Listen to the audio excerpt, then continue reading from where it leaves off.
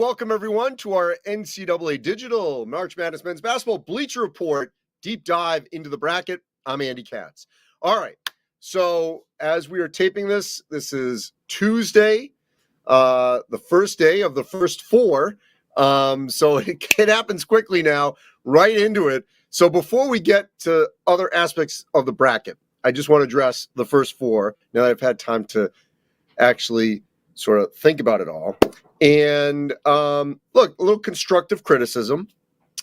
I had Mississippi State in, I had Pitt in, and I had Arizona State in. I did not have Nevada in. I had Rutgers in. And this is not a Big Ten bias. This is based on quality of quad one wins. I know Rutgers struggled after they lost Mowat Mag.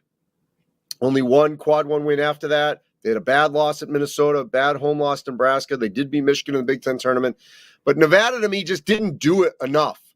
NC State I had in barely, and they got in with only one quad one win. So those are the four teams over the next two nights, Mississippi State, Pitt, Arizona State, Nevada, that we've got here. Three of the four I had in. And if I can share a stat with you all, when we can toot our own horn, we do. And why not? So just so you know, in our bracket here that we shared with you on these platforms before on Selection Sunday, the Selection Sunday bracket, we had 67 of 68 teams right. The one wrong was Rutgers. They had Nevada. We had Rutgers. 47 correct seeds. 65 of those 67 teams we had in were within one seed line. Okay, now that doesn't include, or that does include that we were off on the Yale Princeton because I was projecting Yale to win as a 13, or actually, no, excuse me, as a 14. Princeton won, so that meant they were a 15. So that was one. And we were off on a seed line with Texas A&M. Texas A&M ended up being in the 7-10 game. I believe we had A&M on the 6 line. So, and I think we had Penn State in the 8-9 game. So it was that game that we had a little bit off. But I feel very good about those numbers, that we were pretty close to almost getting every team in, almost every seed line in from our bracket. So that's the overview. And remember, the first four that were out that the NCAA committee mentioned were Oklahoma State, Rutgers, North Carolina, Clemson. I don't think North Carolina was close. Oklahoma State. So here's what we want to do. I'm going to look first off at, and we want to hear your questions. We're going to do this in 3 segments. Look first at the 4 number 1 seeds, then my best first round matchups, and then if we had a complete chaotic Final Four.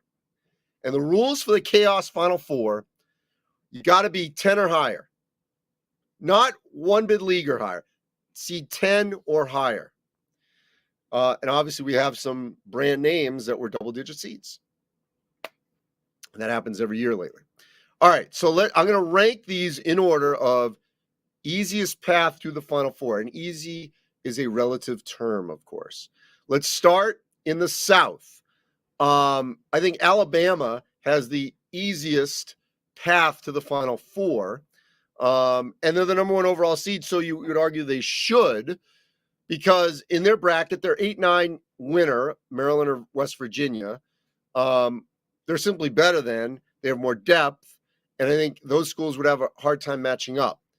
Who they meet in the Sweet 16, as you see on your screen there, it could be San Diego State, Charleston, Virginia, or Furman. Again, Alabama, more talented than all those schools. I don't see them matching up with them.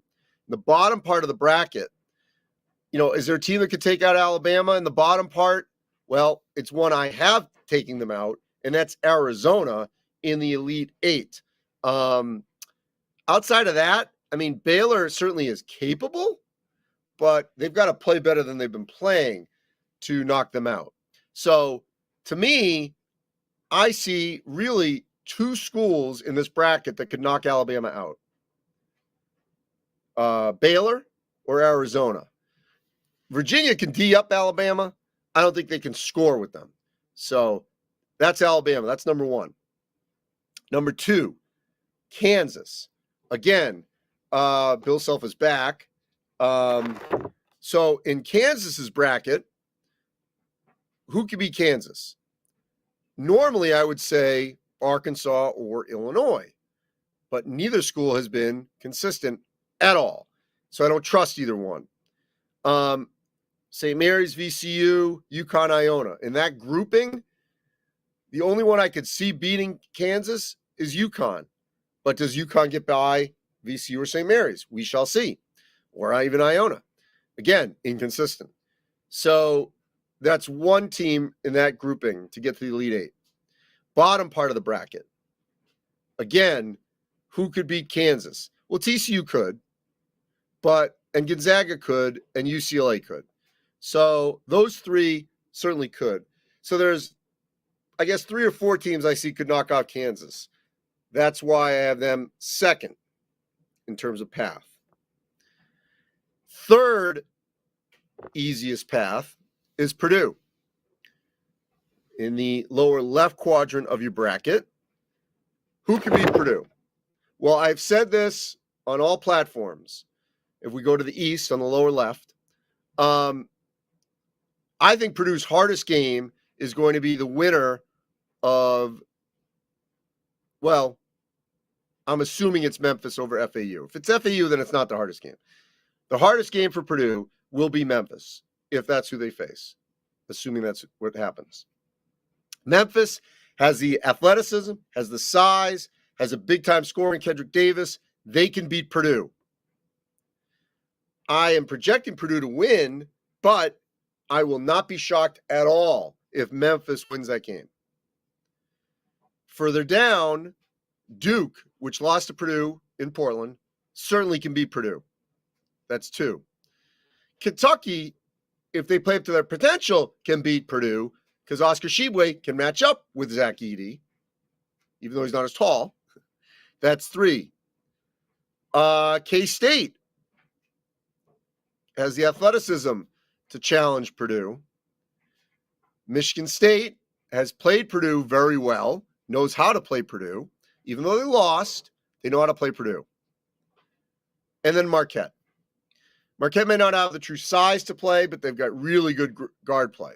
So now I'm looking at like 4 or 5 schools, that certainly could beat Purdue. So that's why they're third on my list. Even though I've got them winning this region, I think they're going to be the most challenged. Ahead, then you got Houston. So now we're going to go to the far right quadrant of your bracket. That is the Midwest bracket. That's where we find Houston. Part of the problem is we don't know Marcus Sasser's status.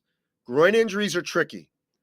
If you've ever strained your groin, and I'm not an elite athlete, just a runner these days and tennis player, you know that, and look, I don't have, world-class training facilities at my disposal. Still, that's a tricky injury in a short amount of time because, especially in basketball, like tennis, there's a lot of quick side-to-side movements. So we don't know. I hope he's back in time. I hope he's full go. I'm going to be interested to see if he plays against Northern Kentucky, or do you wait and hold him? Because this is a Thursday, Saturday they're in Birmingham. So does he wait till Saturday against either Iowa or Auburn? We'll see. So right off the bat, that's number 1 with Houston. Number 2, Iowa, incredibly tough matchup for Houston because they score 70, 80, 90, 100 points. Auburn can't score like that, but can defend. An Auburn-Houston game would be in the 40s. Miami can beat Houston. They can score. I know they're not healthy right now, but certainly they got the guards that can compete with Houston. Indiana, Trace Jackson-Davis, Jalen Hood-Schifino. 1-2 punch right there. I love their supporting players. They can beat Houston. In fact, I think Indiana gets out of that region, that part of the bracket. So now we're at 1, 2, 3, 4 teams that can beat Houston. Xavier can beat Houston because they've got a 1-2 punch of Kobe Jones, Sully Boom, and Jack Nungy, so they got a big post. A&M could make it physical. Penn State could make it physical. And Texas. Texas definitely has talent at every position to beat Houston. So I find the Midwest bracket by far the toughest bracket for a 1 seed, and that 1 seed being Houston. So to review again, I would rank the paths to the Final Four of the ones from easiest to toughest: Alabama, Kansas, Purdue, Houston. Those are my rankings of the toughest brackets for the number 1 seeds. Let's see if we got a couple questions here before we advance to my best first round or my favorite top first round matchups. Well, someone has Kentucky winning the East. And if that happens, then yeah, that's one of the teams that certainly could knock off Purdue in that rankings. All right, so let's do this. Let's move on to my favorite / best first round matchups. Okay. 8-9 game, Maryland, West Virginia. I love the matchup at the point with Jameer Young and Joe Toussaint. Joe Toussaint, a former Big Ten guard at Iowa. Jameer Young just new to the Big Ten. So that game is a classic 8-9, two very similar teams. That's going to be a very physical game. I'll be very interested to see how it is officiated. Staying in that bracket, the 5-12 of San Diego State, College of Charleston. San Diego State, I feel like, is getting way undervalued in this bracket. This is just me surveying the social media sphere, and a lot of people are picking Charleston. I get it. They won 31 games in the Colonial. But, San Diego State's really good. Defended, remember they beat Ohio State to start out the Maui Invitational. I saw them earlier in the year. Great defense. They can score. They can score better than they've scored in recent years. But I think it's going to be a really good game. So those are both in the South. By the way, Maryland, Virginia is in Birmingham. San Diego State, Charleston is in Orlando, both on Thursday. Arkansas, Illinois is an 8-9 on Thursday in Des Moines. I mentioned those when we were talking about Kansas. Two very similar teams again, inconsistent. Got some star players like Nick Smith and Terrence Shannon. Just don't know what we're going to get. I mean, both those teams have the talent to get to the Final Four, or they could obviously lose in the first round. But they're seeded 8-9 because of the way they were inconsistent throughout the course of the year. Staying in the West, Friday in Albany. Hopefully everyone can get there with the snow that's pounding Albany right now. These games are Friday, so they have time to get there. St. Mary's and VCU. 5-12 game. St. Mary's best win was home against Gonzaga. Aiden Mahaney, a freshman point guard, against Ace Baldwin, a veteran guy for VCU. Mahaney's not as good a scorer as Baldwin, but VCU is really trending up. But good for them that they won the tournament, because they might not have gotten in even though they won the regular season of the A10. But I think that's going to be a really good game. Total contrast in styles. Randy Bennett wants to really slow it down, limit the possessions. Mike Rhodes wants to get up and down, a lot of possessions. So that's that game in the West. Go back to the Midwest. Iowa-Auburn, an 8-9 matchup in Birmingham. Again, contrasting styles. Normally, Auburn does like to get up and down under Bruce Pearl. Jabari Smith last year obviously could do that, but they don't have that team this year. They're not as good a scoring team. They would want to play in the 50s. Iowa wants to play anywhere from 75 above. So again, which style and tempo is going to win out? Now go to the East. Friday in Columbus, Michigan State, USC. Again, two teams, very similar. Guard heavy. Boogie Ellis for USC. Tyson Walker for Michigan State. Drew Peterson, Joey Hauser. Neither team relies on their bigs. Their bigs are much more defensive rim protectors. It's a real even matchup in a 7-10 game. And again, two teams that have not been consistent. Staying in the East, my other favorite first-round game is the 6-11 Kentucky Providence. Earlier in the year, this wouldn't have been a 6-11 game, but Providence lost 3 in a row. Bad matchups for Providence against UConn a couple times. Did lose to Seton Hall at home.